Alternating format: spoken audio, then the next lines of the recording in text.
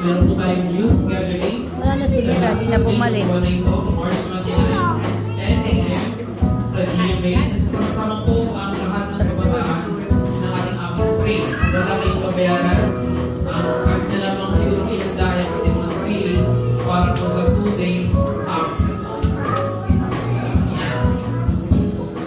Next po.